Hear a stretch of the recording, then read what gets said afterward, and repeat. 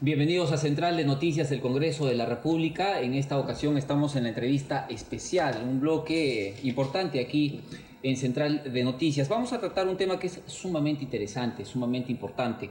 Bueno, el Grupo Parlamentario Nacionalista de Gana Perú, a iniciativa de la congresista Ana María Solórzano, en ejercicio de sus funciones, en su momento publicaron y precisaron la ley que precisa la suspensión, la extinción y también la pérdida de la patria potestad por la comisión del delito de feminicidio.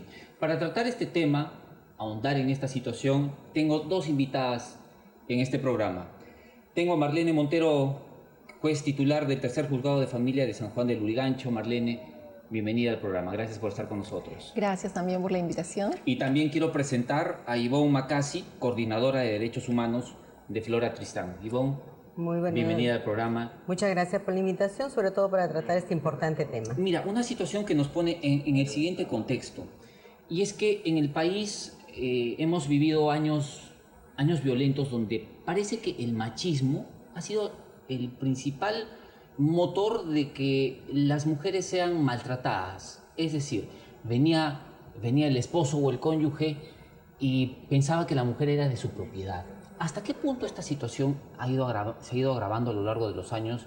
¿Y hasta qué punto creen ustedes que con esta ley se pueda ir minimizando toda esta situación? Empiezo contigo, Marlene. A ver, mira, es muy cierto lo que dices, y realmente el tema de la violencia es un tema muy arraigado en nuestra sociedad.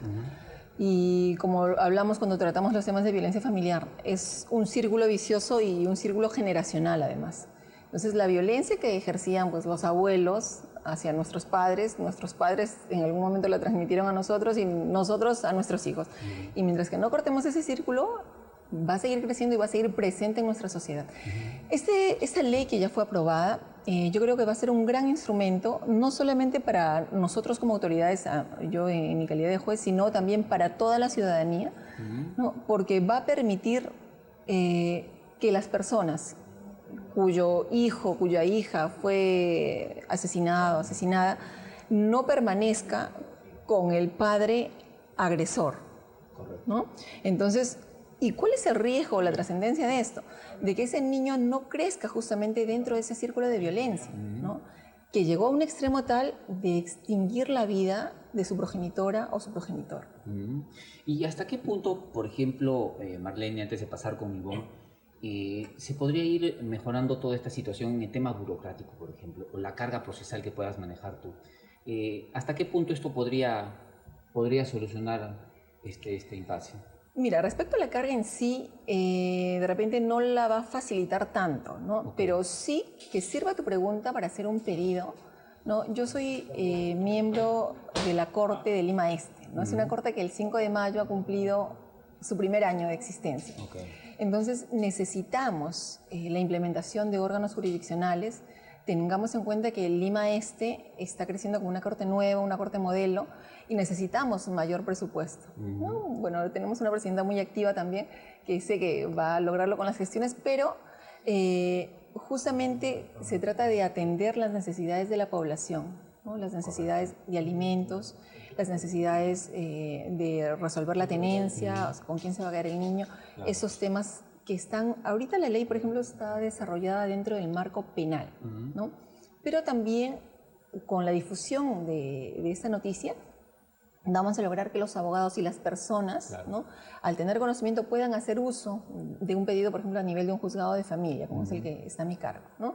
Y pedir la suspensión o, en todo caso, la extinción, la pérdida de la patria potestad, ¿no? Respecto de esta persona que causa la muerte, pues, de su cónyuge. Correcto. Marlene, permíteme, por favor, pasar con Ivonne. Claro. Con Ivonne Macasi, coordinadora de Derechos Humanos de Flora Tristán. Y yo quería preguntarte, Ivonne, lo siguiente. ¿Qué nos dicen las estadísticas? Las estadísticas de este abuso contra la mujer, este abuso contra el niño, contra el adolescente. ¿Se han incrementado? ¿Las cifras están disminuyendo? Sí, acá tenemos nosotros uno de los estándares con los cuales se mide efectivamente el nivel de violencia hacia las mujeres, es la CENDES, ¿no? Tenemos ahorita, recientemente se publicó la ENDES 2014, y en realidad no vemos una disminución significativa de los hechos de violencia contra las mujeres. Estamos hablando de un estándar de cada más o menos 6 mujeres, de cada 10, 6 han sido víctimas de algún tipo de agresión. Esta agresión obviamente se agrava cuando proviene de manera directa del que es o ha sido su compañero, ¿no? O su esposo o su conviviente, ¿no? Que son los mayores casos. Y como consecuencia de esta gravedad de las acciones, las cifras, como te digo, no han variado mucho en los últimos años, o sea, sigue siendo una constante. Hemos encontrado algunos casos que sí ha variado, que las mujeres, por ejemplo, acuden más a algunos servicios porque los brinda el Estado y porque están siendo más difundidos, pero el nivel de agresión y el índice de agresión todavía sigue siendo bastante alto. Eso es por un lado. Por otro lado, tenemos de que obviamente que en 2 o 3 o 10 años no puede haber un cambio cultural importante como es el que se requiere en este caso para los tipos de maltratos contra las mujeres. Creemos que sí se va produciendo algunos cambios, hay algún rechazo mayor de la población hacia ciertos tipos de violencia y de agresiones. La gente ahora se mete, por ejemplo. Antes no lo hacía. Ahora cuando ve una agresión a una mujer, se mete. Se involucran. ¿No? Se involucran. Y eso es muy importante porque te va denotando que hay un rechazo a este tipo de conductas. Y si de alguna forma, por ejemplo, se logró efectivamente que se tipifique el asesinato de las mujeres como feminicidio, fue por eso, por la presión de la sociedad y por su rechazo, ¿no? A nivel de estadística, por ejemplo, en feminicidios tenemos que en los últimos 6 años están registrados 722 casos de feminicidio. Estamos hablando más de 100 al año. Sí, es. Y por otro lado, que no es menor los casos, al contrario, lo triplican los intentos de feminicidio. O sea, que no llegan a ser asesinadas las mujeres porque alguien intervino o porque fue inmediatamente acudida por alguien, o porque el agresor no fue lo suficientemente contundente, pero hubo la intención de asesinarla. Eso triplica estas cifras. Entonces sí, normas como estas obviamente que son importantes en estos casos para el Perú. Muy bien. Ivonne, permíteme, Marlene, centrémonos, enfoquémonos un poquito en la ley. Bueno, ¿hasta qué punto, por ejemplo, y esto me parece sumamente interesante, por ejemplo, si el papá o el cónyuge agrede a la madre, en este caso, los hijos pasan a patria potestad de quién? Porque en este caso, si es que no se tiene la sospecha del papá, entonces ya es alguien sospechoso. Entonces, ¿la patria potestad pasa a los familiares de la mamá o es que el Estado se hace cargo si es que no hubiera familiares de 4º grado de consanguinidad, por ejemplo? Explícame un poquito acerca de la norma. Te comento, tendríamos que ir a los casos en concreto, ¿no? En la vida real. Por ejemplo, si es que es una familia de esposos que está viviendo juntos, la patria potestad la ejercen los dos, ¿no? O sea, explícanos un poquito del tema del qué es la patria potestad, ¿no? Porque la gente habla y a veces de repente puede confundir el concepto. Patria potestad es un derecho inherente a todo padre, que reconoció, por supuesto, a su hijo, ¿no? Y madre, claro, o sea, bueno hablando del tema habla la feminista. No, estamos bien ahí. Sí. Pero bueno, vale la aclaración, padre y madre, ¿no? Entonces, ¿qué ocurre? Si es que se separan, viene uno de los aspectos de la patria potestad, que es la tenencia, ¿no? Que es el cuidado que uno tiene con el hijo al convivir. O sea, por ejemplo, se separan y el niño, de hecho, se queda con la madre. O sea, de hecho me refiero a que en la práctica se queda con la madre, ¿no? Porque podría también en algunos casos quedarse con el padre, ¿no? Pero se queda con la madre por lo general y la madre es quien lo cuida, ¿no? Lo va a atender de manera inmediata. Y si es que ocurriera un tema como el feminicidio, ¿no? Bueno, llegáramos a ese extremo y, por ejemplo, ya no estuviera la madre, si es que el niño está viviendo con los familiares cercanos a la madre, se va a quedar, o sea, en la práctica, con los familiares maternos, ¿no? Podría ocurrir lo mismo también si es que está viviendo con el padre, se va a quedar con los familiares paternos, ¿no? Pero frente a la ausencia de familiares, ¿no? Hasta el 4º grado de consanguinidad, como tú lo has dicho, que podrían ser los tíos, los hermanos, ¿no? Entra a tallar el Estado. O sea, si es que no hubieran familiares, el niño va a caer en abandono, ¿no? Entonces va a entrar a tomarlo el Estado, ¿no? A través de el INAVIF, ¿no? O algún albergue que pueda protegerlo, que pueda acogerlo. Pero por lo general siempre hay algún familiar, ¿no? Entonces, yendo al tema, al marco de la ley, que me parece muy importante, hagámosle conocer a la ciudadanía bueno, si alguien atravesara o conocen de la situación penosa que pudiera estar atravesando alguien, pueden hacer el pedido ante el juez penal o ante el juez de familia, ¿no? Acreditando que si es que es el sospechoso, en este caso, pongamos de ejemplo un varón, está siendo procesado por la presunta muerte de la madre de sus hijos, entonces pueden pedir la suspensión de la patria potestad y también que se les entregue la tenencia a ellos, ¿no? A los familiares, por ejemplo, de la madre. Ok. ¿No?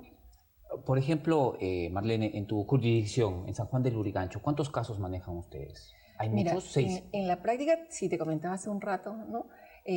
Tengo más de 6.000 procesos, ¿no? 6.000. Sí, que es una cifra anómala porque por circunstancias que ha pasado el juzgado, ¿no? Que fue convertido, etcétera, y por la carga parece que no se detectó a tiempo las cantidades.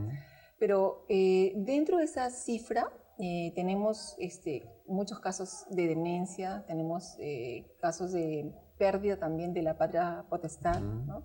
Y suspensión que piden las partes.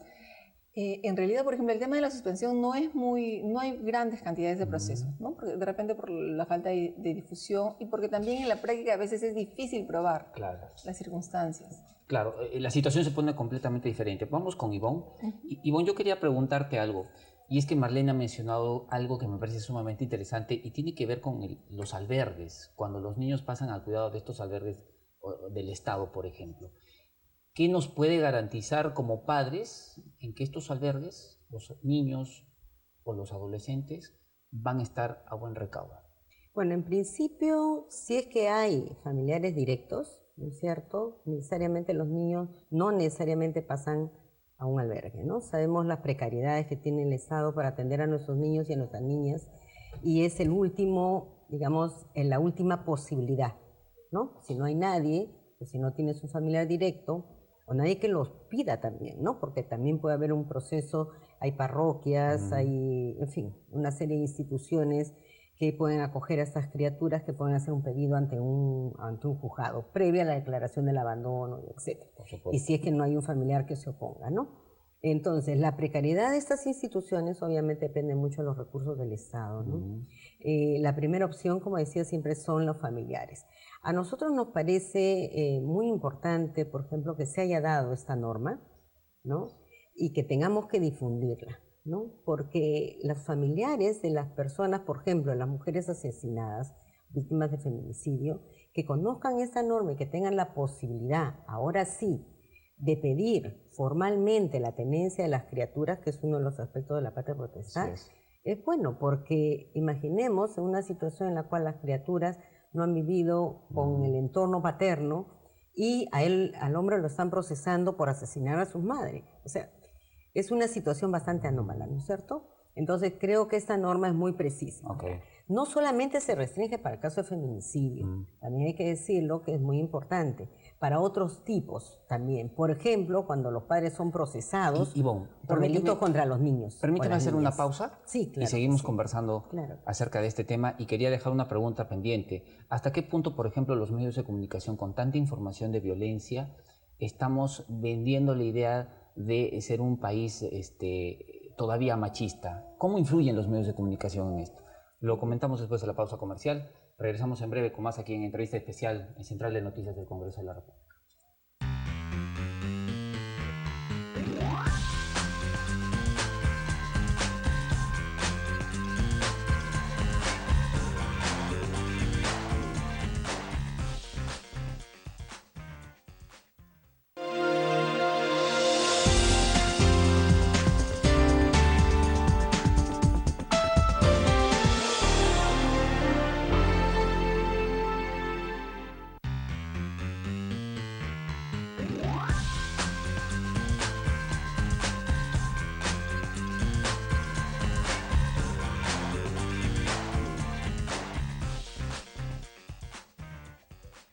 Estamos de vuelta en esta entrevista especial tratando el tema de la Ley 3323 que restringe el ejercicio de la patria potestad por la comisión de delitos graves. Ivonne, me quedé conversando contigo y planteé una pregunta antes de la pausa comercial que tenía que ver con la influencia de los medios de comunicación que día a día nos venden violencia en los titulares. ¿Hasta qué punto puede influenciar esto en tener una sociedad todavía machista y tener una sociedad sumamente violenta? No, el rol de los medios de comunicación son claves, sobre todo la televisión, la radio, la prensa escrita, ¿no? Y porque los jóvenes y las jóvenes, ¿no?, tienen su primer modelo, digamos, aparte del padre y la madre de su entorno familiar, lo primero que tienen son los medios, ¿no? Y ahí reforzar, por ejemplo, estas culturas efectivamente machistas o discriminadoras son fáciles de ser repetidas por los niños y las niñas. Entonces, los medios de comunicación en este momento, estamos siglo XXI, no estamos siglo pasado, siglo XXI son claves. No podemos avanzar como sociedad si es que los medios de comunicación no se involucran en una sociedad más democrática y más igualitaria, ¿no? Hemos avanzado, sí. Tan suficiente tampoco, por eso que todavía estas estadísticas nos muestran los altos niveles de violencia. Así es. ¿No? Y eso que no tenemos medido todavía el grado de violencia contra las niñas y los niños. O sea, esa, por ejemplo, es una grave deficiencia del Estado porque todavía no encontramos la fórmula como sociedad y como Estado para medir el nivel de violencia contra los niños y las niñas. Contra las mujeres ya lo tenemos más o menos con cierta estadística, contra las criaturas no. Entonces, eso hace que no tengamos tampoco ninguna política adecuada para contrarrestarlo, ¿no? Y entonces los medios de comunicación como aspecto preventivo y como coadyuvador para cambiar el imaginario de la población son claves. ¿Crees tú que haya más violencia contra los niños o niñas que contra la mujer, Ivonne? No lo sé, no sería muy aventurero decir algo así. Sin embargo, en hogares donde hay mucha violencia contra las mujeres, de hecho hay violencia contra los niños y las niñas. Entonces, imagínate tú, si tenemos altos índices de violencia contra las mujeres y los mayores índices de violencia se dan dentro de sus hogares, entonces las criaturas que más o menos en promedio son 2 hijos por mujer, así es, tenemos el doble, ¿no es cierto? Entonces, es una inferencia básica que uno puede hacer. Sin embargo, yo creo que hay que determinar también mucho más las causas. Qué importante, ¿no?, lo que mencionas, y me parece sumamente interesante. Marlene, hay una pregunta que quiero hacerte. Tú has mencionado que manejas 6.000 casos en la jurisdicción que tú manejas, en San Juan del Lurigancho. Pero, ¿cuántos de estos casos, por ejemplo, llegan a ser resueltos? O hablemos, por ejemplo, se habla mucho de que la violencia viene a veces de hogares muy pobres, pero creo que en estos tiempos estamos hablando que la violencia también se da en hogares con un nivel de educación muy alto. ¿Hasta qué punto esto puede coincidir? ¿O es que todavía existe alguna diferencia? Mira, te comento, yo he tenido la oportunidad, antes de ser juez, de ser fiscal, y de ser fiscal en La Molina. Entonces, no creas que por la diferencia de repente social, económica, hay diferencia en el tema de la violencia, ¿no? Y acá me podrá contradecir o dar la razón, ¿no? El índice de violencia también en esas zonas es muy alto. Y yo te hablo, a ver, 2005, ¿no? 2006, había un gran índice de violencia. Entonces, acá la otra parte de tu pregunta era si es que estos casos se llegan a resolver. En los temas de violencia, ¿no? El titular o el principal titular de la acción, digamos, es el Ministerio Público, ¿no? Entonces, ¿qué pasa? Cuando las partes, que es un problema que estoy afrontando ahora, y lo comento en todo caso para que lo corrijamos, ¿no? No se dio bien la dirección a nivel policial, ¿no? Y no se puede notificar a las partes, ¿no? Tanto a la víctima como al agresor. Entonces, es un proceso que al final queda paralizado, y con los años que ya tiene, que nadie lo impulsó por falta de tiempo o por motivos X, ¿no? A veces, o por desesperanza, a veces de la víctima también por la demora, se pierde, ¿no? Salvo que la víctima vuelva a denunciar ¿no? Y ya pueda obtener de repente un proceso más célere. ¿Y no podrían utilizar el registro de RENIEC? Sí, está el domicilio de todos. Sí, pero también, pero una cosa que pasa y que la veo a diario, así se notifican en el domicilio de la RENIEC, a veces las personas ya no viven. Ah, bueno, el problema. Entonces, o sea, porque por lo general son personas que están un tiempo, se cambiaron de casa y se fueron a otro lado, ya no viven. Y no cambian necesariamente la dirección. Pero hay una responsabilidad de ellos, ¿no? De cada uno como ciudadano y ciudadana, ¿no? Sí, yo digo, el juzgado lo puede notificar válidamente al domicilio que aparece. Y nosotros también DNI, como ¿no? juzgado es una responsabilidad impulsar el proceso debidamente llevado. O sea, yo como juez no solamente porque veo a la víctima más débil, tengo o podría ponerme de su lado. Yo como juez tengo que mantener una posición central, ¿no? Y respetar el debido proceso. Entonces, es una labor difícil, pero para eso está el Ministerio Público, están las instituciones, ¿no? Como las ONGs, para impulsar y ayudar a que el proceso se lleve debidamente, ¿no? Con el respeto de todas las garantías procesales. Mira, hay un tema que es bueno plantearlo, Marlene. El tema de esta ley si está ampliado, digamos, para trata de personas o el terrorismo, por ejemplo. Eso te iba a comentar. O sea, la ley no solamente hemos tocado hasta ahora el tema del feminicidio, pero no solamente es la única causa de suspensión, Claro. ¿no? Y de extinción de la patria potestad, sino también está, como estás diciendo bien, la trata de personas, la pornografía infantil, el proxenetismo, el rufianismo, la violación, actos contra el pudor, ¿no? Son varias modificatorias, o sea, contenidas dentro de este artículo, que modifican dos artículos en concreto, el 107 y el 108b, que señalan expresamente los delitos en los que se va a aplicar esta suspensión, ¿no? Y esta extinción. Y hagamos notar, la suspensión va a ser mientras que la persona está procesada, ¿no? Y la extinción de la patria potestad o la pérdida de la patria potestad cuando ya está condenada, ¿no?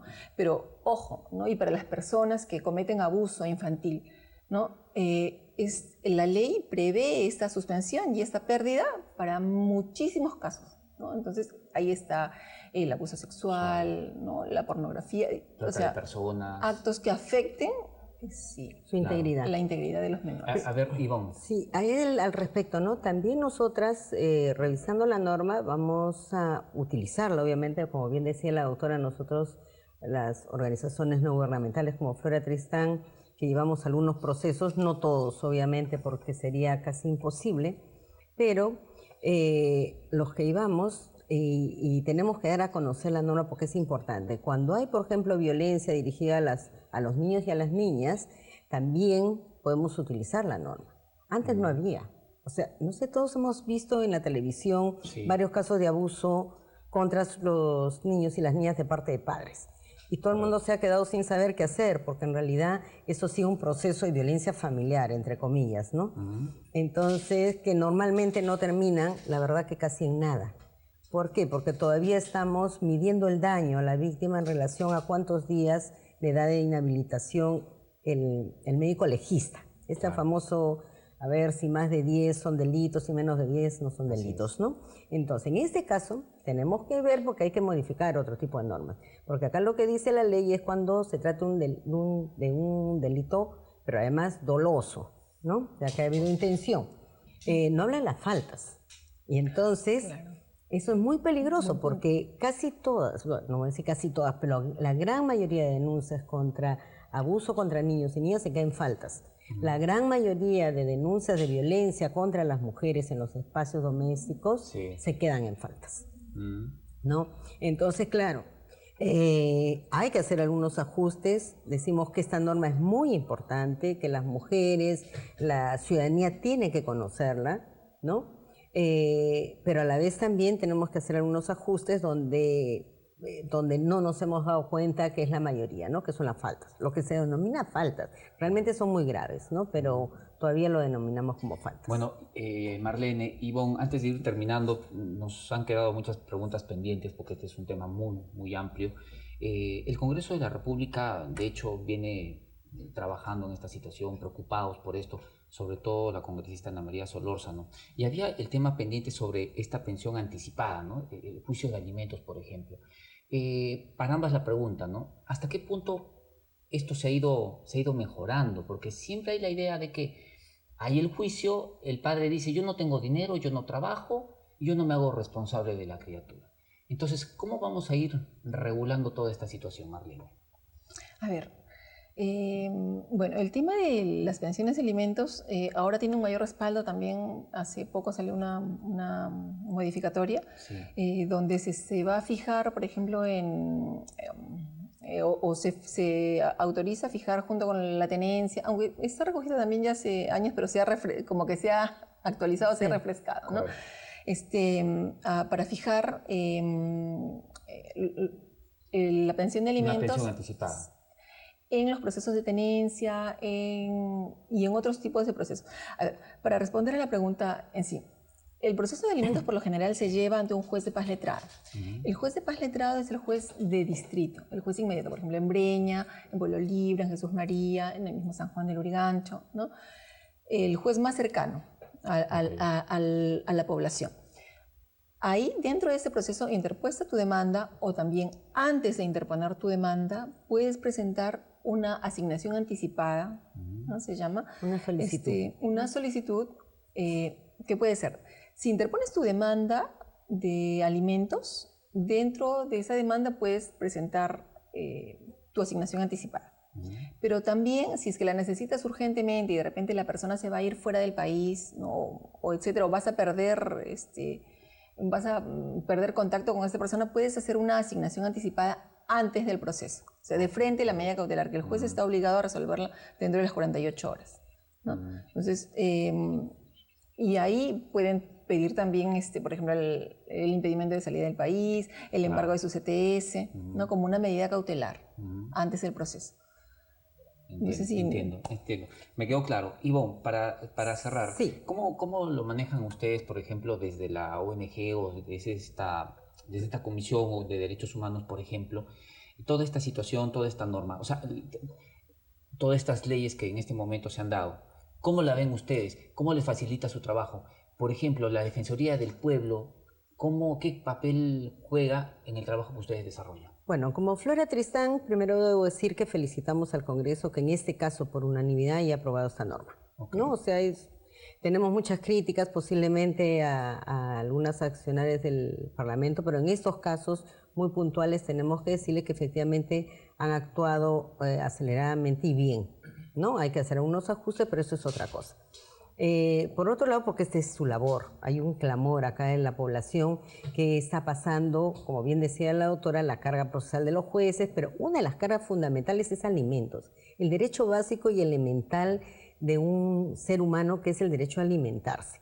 Y ahí hay una cuestión interesante. Por un lado han salido algunas sentencias de algunos jueces y juezas, ¿no?, que ahora están considerando, por ejemplo, el trabajo de la madre que desarrolla en el hogar, están considerando como su aporte, ¿no? Su aporte, pues es lógico. La mujer que tiene los hijos, cuida la casa, cocina, limpia, etcétera, etcétera, es imposible que salga a desarrollar, aparte de ese trabajo, un trabajo remunerado. Por lo tanto, algunos jueces están considerando ya que este es el aporte de la madre, ¿no? ¿Por qué? Porque los dos, padre y madre, están obligados a dar el 50% del alimento de la criatura. Correcto. Entonces, es importante porque luego, ¿cómo se regula la otra parte? Eso por un lado. Lo otro, que efectivamente la gran carga procesal que tienen los juzgados de paz, en este caso, lo de los distritos, son el proceso de alimentos. Entonces, hay cuestiones... Muchas veces no se resuelven inmediatamente, ¿no? Una de las cosas que justo comentábamos con la doctora Marlene, ¿no? Para nosotras como Flora Tristán, tenemos procesos de alimentos estando a diario atrás del juzgado que demora un año y medio. No puede ser. Imagínense. Hay personas que no tienen ninguna abogada, ni un abogado que la asesore, imagínense, no pasa nada ahí. Entonces, tenemos que cambiar algunas cosas, los jueces también tienen que hacer su parte y las juezas, ¿no? Por ejemplo, resolver en el acto, hay una audiencia única, ¿no? En ese acto, resolver lo que resuelva, sí, no, cuánto, 20, 5, lo que sea, cosa que la persona que tiene derecho, en este caso los hijos o las hijas o la propia... o otra persona que tiene derecho a alimentos, pueda muy bien, por lo menos ya tiene esa primera sentencia y si no está de acuerdo apela, pero ya tiene esa primera sentencia, ¿no? Correcto. En este caso, las pensiones anticipadas, la verdad nosotros hemos solicitado muchas y ojalá resolvieran en 48 horas, no resuelven nunca, la verdad. O sea, ¿sabe qué?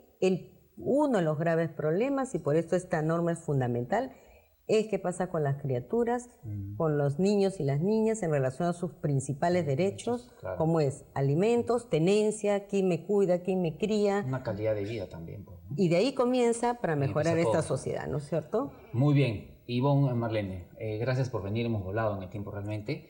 Han quedado muchas preguntas pendientes. Yo les agradezco su visita aquí en Entrevista Especial en Central de Noticias.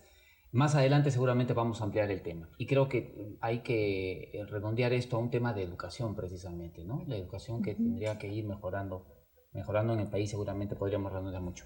Bueno, Gracias, entonces Dani. hemos llegado a la parte final de la entrevista. Nos vemos en una próxima oportunidad. Gracias por estar con nosotros.